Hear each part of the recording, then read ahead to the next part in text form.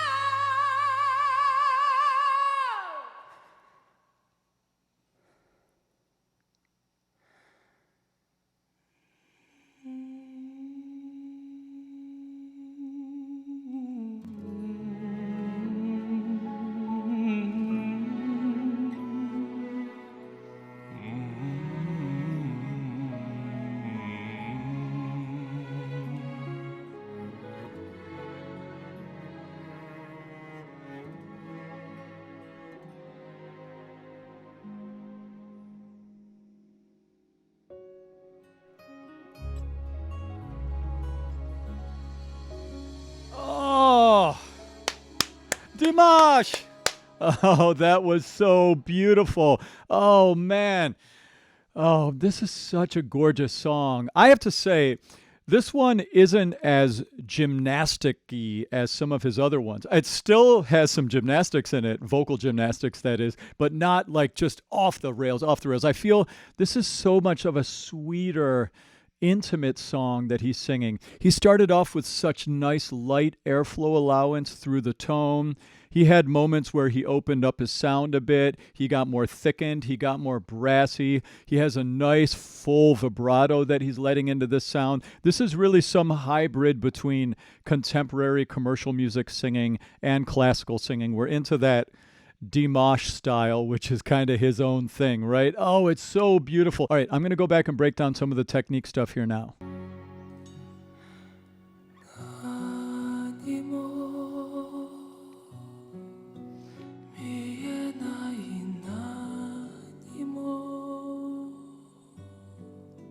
All right. So, oh, man. So the first thing I have to talk about is that airflow allowance through his tone.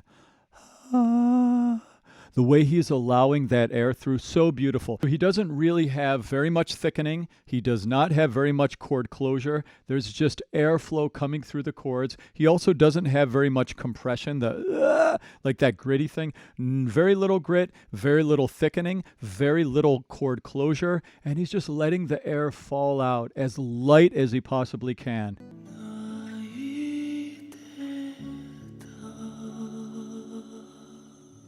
Hear that air? Beautiful.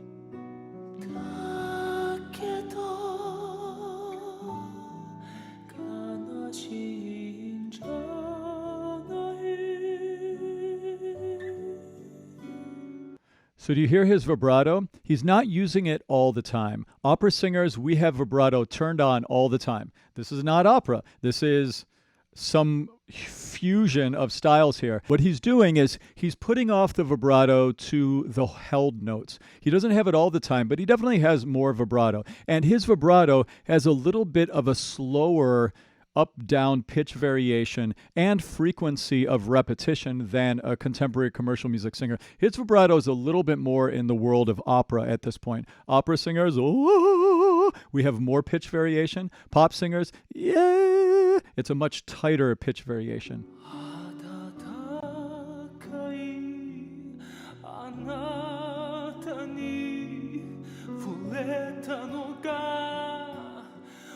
Now he's coming out a little bit here. Notice he's starting to use a little grit technique. We're getting a little vocal fry. Remember, I've talked about in my past videos, there's two ways to get grit. Vocal fry or compression, which activates the false vocal folds. That sounded like vocal fry right there. Yep, vocal fry.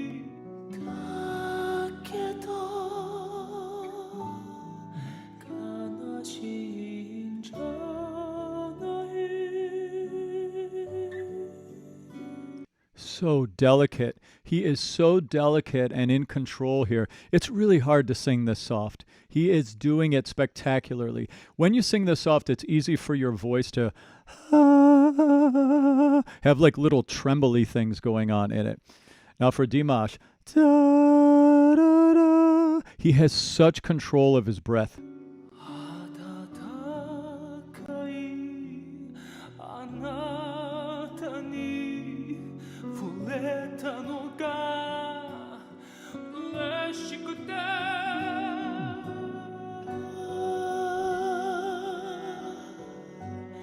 Whoa, that was tough. That's tough to do right there. So he was full, he opened up, he thickened, he muscularized, he got into his fuller sound, and then he decrescendoed off of it, released the thickening of his tone. That's the thyroarytenoid muscle, the one that makes your voice brassy.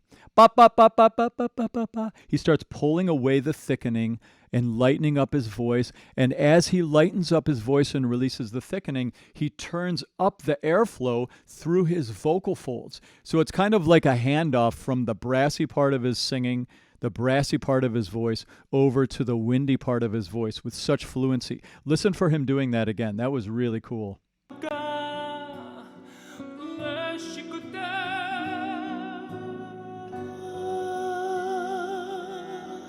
Hear that?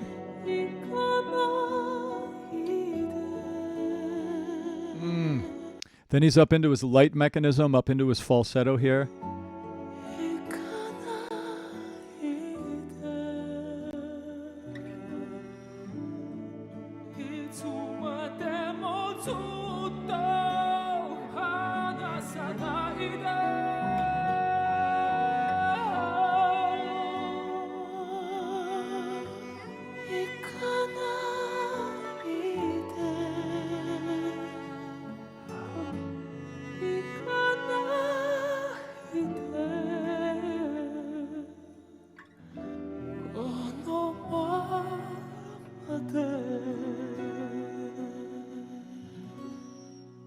Such beautiful, expressive singing. Oh, so this is matching up perfectly with what this song is about. This is about pleading with a loved one not to leave you. This is about fear of loss of a loved one. This song has so much angst, so much longing in it, and his voice is representing it spectacularly. It's so beautiful.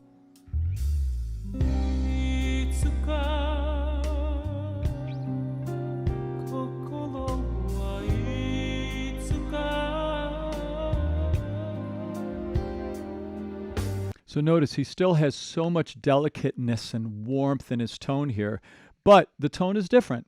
Notice how there's not as much airflow through the tone as there was in the beginning. He has a little more chord closure. He has a little more thickening of his vocal folds to give a little bit more of that, a little more of the brass into the mix. We're not brassy yet, but we have a little more brass in the mix. And that's how mixing works. It's not like, ba, ba, ba, here's my belt.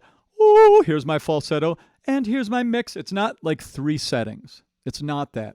Mixing is 100 different settings between brass and wind. It's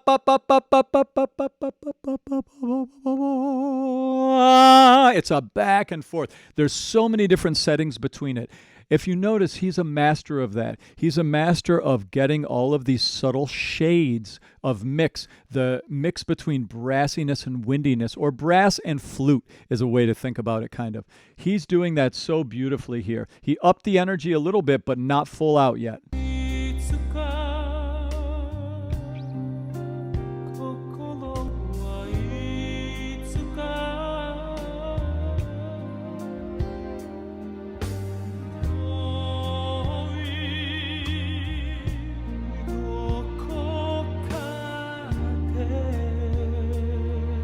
Beautiful.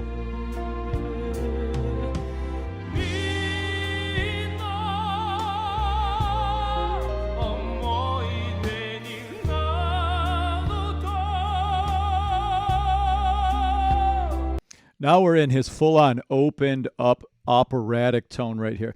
And this is where Dimash is so unique. When he opens his throat right here, with that much space inside, he's got a lot of baritone or lyric baritone in the opera world qualities. But later on, when he goes higher, he sounds like a tenor. Like, if he ever were to pursue a career as an operatic tenor, that's the kind of voice you want to have. You want to have one of these voices that has all of this ability to create depth of tone, but you still have the top.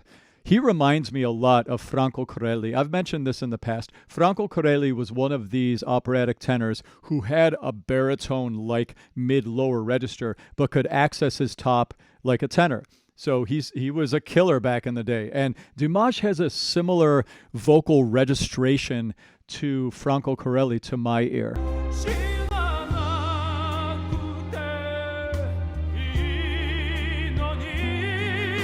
Hear how baritone-y he sounded right there?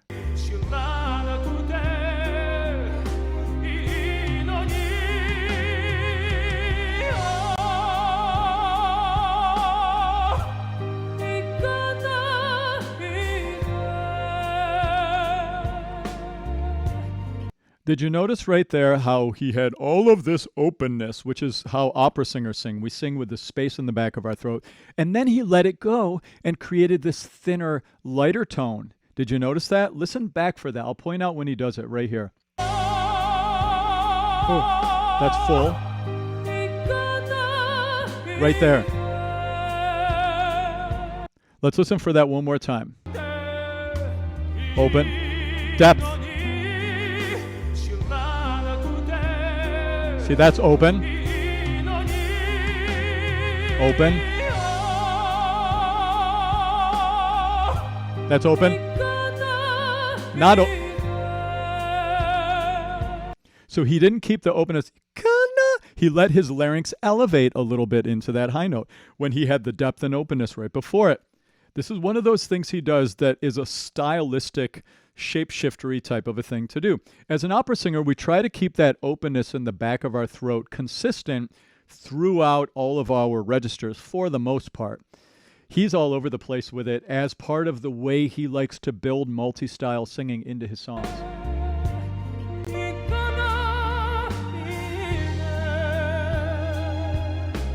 And what it does when you don't open your throat for high notes, when you don't do that, what it does is it causes you to not go through the passaggio in the same way. The passaggio is a word we use. It's from Italian. It means passage. It's a transitional part of the voice. We normally talk about it in opera. It's that range where the middle voice, it goes back and over into the big, powerful, open-throated high notes. Now, if we put off doing that back and over thing, then what happens is the voice keeps getting more thin and brassier, and as you go higher and higher. He sometimes does that, and he sometimes sings his high notes like an opera singer. Why? Well, because he can, and he likes to do stylistic, diverse things a lot in his singing. That's why.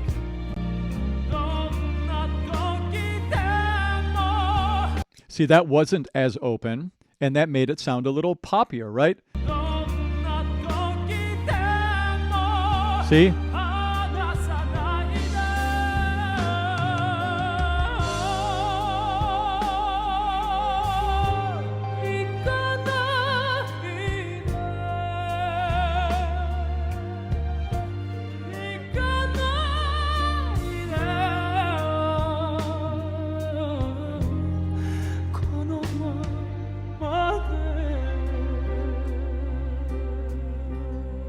So do you hear on that high note how it wasn't full brassy, it wasn't full screamy, but it also wasn't pure falsetto or like the countertenor singing that he does? Then what was that? That was mixing. He's somewhere in the middle of those elements. It's almost like a Venn diagram with two overlapping circles. You know, that's what a lot of mixing is like. I want you to hear that. I want you to hear how he's mixing on that high note.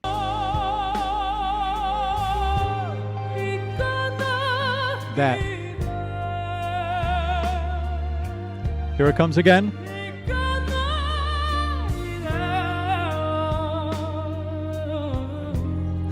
So that high note did have some cut. It did have some presence to it. It wasn't falsetto, but it also wasn't whammo. It wasn't full-on screamy, like big power singing. It was somewhere in the middle. That's mixing. That's really hard to do. That's what we take voice lessons for a lot, to learn how to do those coordinations. He's a master of that coordination.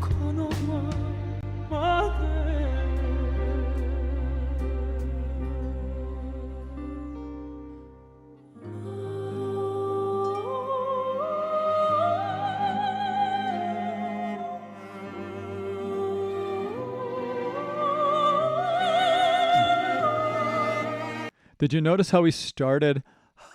He started with a lot of airflow in the tone. You could hear the hissing, you could hear the air. But then as soon as he went up, he opened his throat and he focused the tone, and he didn't have that breathy airflowiness to it. That wasn't an accident. He did that on purpose because he does sometimes sing breathy up there as an effect. All of this is like, you got to kind of think about it. It's almost like painting, you know. Think about each of these vocal sounds that you use as vocal paintbrushes. And a very fluent artist has lots of coordination in the way they use their vocal paintbrushes, you know. It's the same thing here. He's got a lot of access to his whole suite of vocal paintbrushes. So anytime that he expressively feels called to draw on one of those paintbrushes, the coordination is built. It's right there. He doesn't have to worry, oh, how do I get that grit there? How do I get my mix working? It's because he's put in the 10,000, 20,000, 50,000 hours that he's put in to build the coordinations the way he has. Oh, this is so beautiful. Let's listen to the way he's going up into this countertenor singing right now. Here we go. Listen. Air.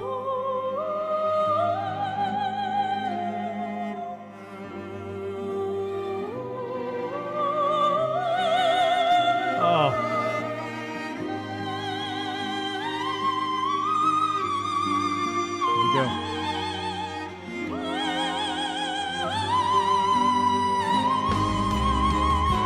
All right, so you may have heard the word flageolet used in talking about voice pedagogy. It's like that upper extension above the falsetto, which is the whoo, that sort of airflowy part of the voice. He's using his flageolet register right here to get into those crazy high notes. Let's listen back for that right now. So that's falsetto right there. That's flageolet register right there. In pop singing, I call that compressed falsetto, but in the world of fancy voice pedagogy, we call that flageolet.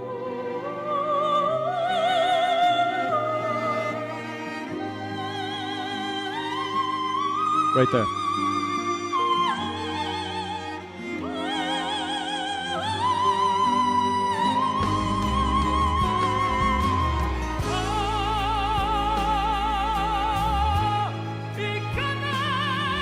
Yeah. Now we hear him go full throttle into those high notes. Now he's digging in. We're hearing what his operatic voice would sound like up there. He's got the brass. He's got the throat open. His vibrato speed has quickened a bit. Full power Dimash here.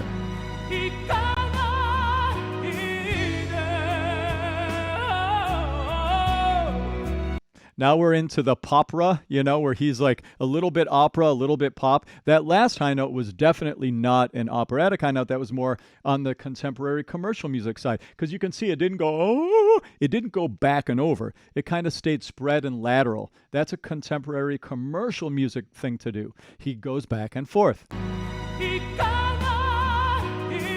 there.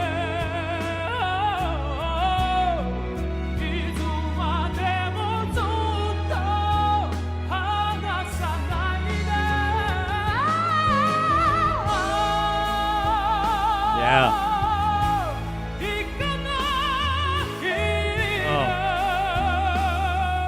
Oh. Those high notes are so well placed. They're just right where they need to be. It's great. He's going right through his passaggio. He's up. It's pinging. He still has access to his vibrato. He's got bite on it, but he's not overdriving it. It's so good.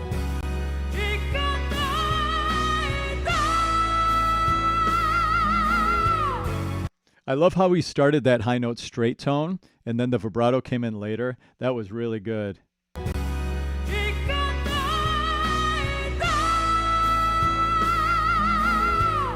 Wow.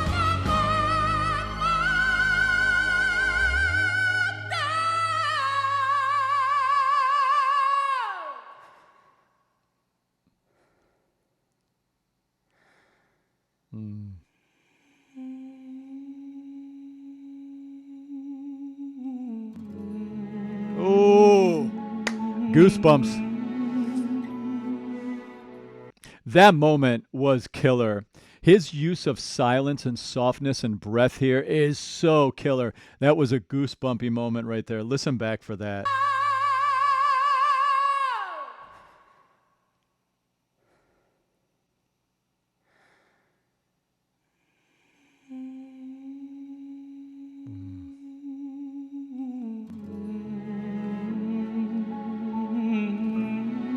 Oh.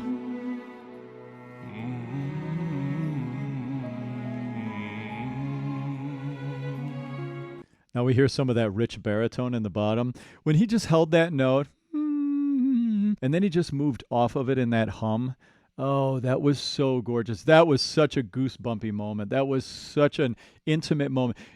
He has such power, such high notes, such low notes, and he uses the dynamics in his voice so well. Even though he can sing so big, he also can sing so intimately like he was right here.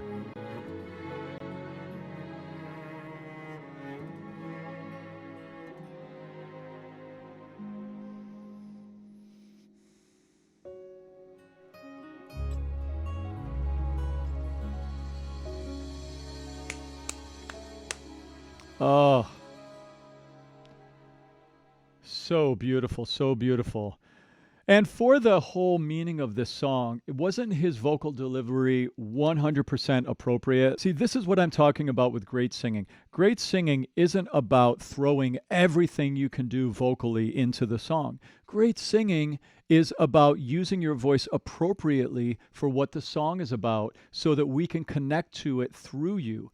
And that's what he's doing right here. He is making such beautiful, appropriate choices to represent the expression of this song. It's not just about high notes, you know? Like when people leave comments like, Dimash has a 25 octave range, he can do, like, that stuff doesn't impress me so much. What impresses me is when an artist, like Dimash is here, is using his voice to paint a picture that then touches me or touches you. Like, that's the name of the game. Sometimes we only need a 5-note range to do that.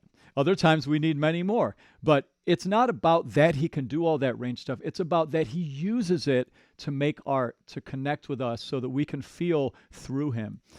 It's beautiful. I'm a fan. I'm a huge fan of Dimash. So I'm so excited to react to this one. Lots more coming. So make sure you subscribe. Click the notification to stay up to date. Lots more Dimash to come. It's been great connecting with you, dears, also, by the way. You're such a beautiful group of people. Come over and join the Patreon if you haven't already. I've got some free chats, and then I have some other ones where you could support the channel as well. So don't hesitate to come over there. I'd love to have some more dears in the Patreon community. So talk to you all soon. Thanks for stopping by. I'll see you in my next video.